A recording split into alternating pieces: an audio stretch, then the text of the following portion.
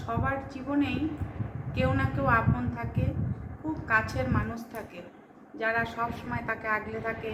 তাদের সঙ্গে কথা দেয়া নেওয়া হয়, তাদের সঙ্গে কথা হয়, সব রকম মনের কথা হয়।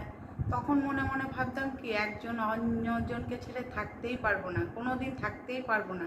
আমরা যেন লতায় পাতায় জড়িয়ে গেছি, সবাই সবাইকে এতটা ভালোবাসতাম।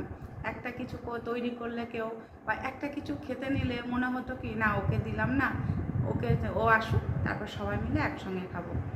এই যে ভালোবাসা, এই যে অনুভূতি, এইগুলোই তো আমাদের জীবনের সব ছিল, তাই না?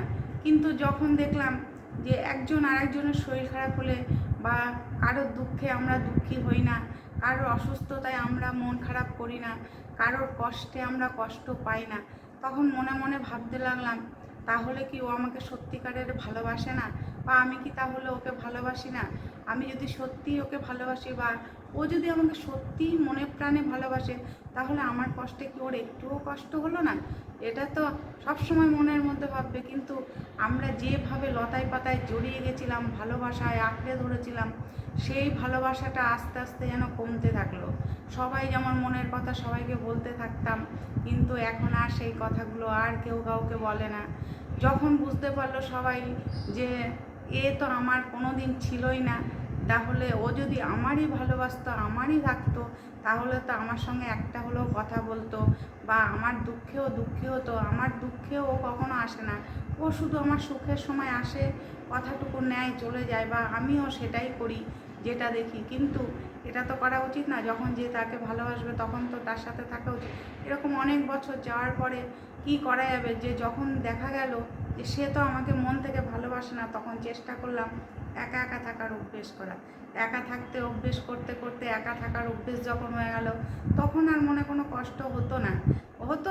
একদম বললেও ভুল হবে। যে স্মৃতিগুলো চলে যায়, সে স্মৃতিগুলো তো কোনোদিনও ভোলা যায় না, স্মৃতিগুলো তো সবসময় মনে পড়ে। তাই আমরা চেষ্টা করি সবসময় স্মৃতিগুলো ভুলে যেতে, কিন্তু স্মৃতিগুলো কখনো কিন্তু ভোলা যায় না।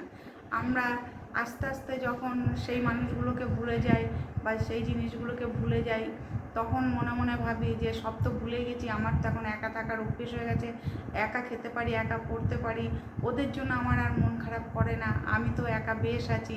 তা এই একা অভ্যেস যখন হয়ে গেছে, তখন আর আমি কাউকে আমার সাথে সঙ্গ দেবো না, বা আমি কারোর সঙ্গে আর মিশবো না। মিশলে যখন ভালোবাসলে যখন এত কষ্ট পেতে হয়, তখন আমি আর কারোর সঙ্গে মিশবো না, কারোর সঙ্গে কষ্ট পাক কেউ বা আমি কষ্ট পাই, সেই কষ্টটাও আমি কাউকে পেতে দেবো না, কষ্ট নেবো না।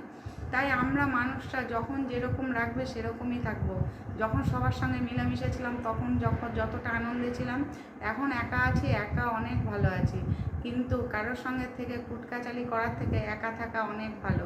মানুষ হলো অভ্যাসের দাস। তাকে যেভাবে রাখবে সেভাবেই মানুষ থাকার অভ্যেস হয়ে যাবে। যেমন জল আর তেল আলাদা হয়ে যায়, জলের সঙ্গে তেলের কোনো মিল হয় না, সেরকম মানুষের সঙ্গেও মানুষের কখনো মিল হয় না।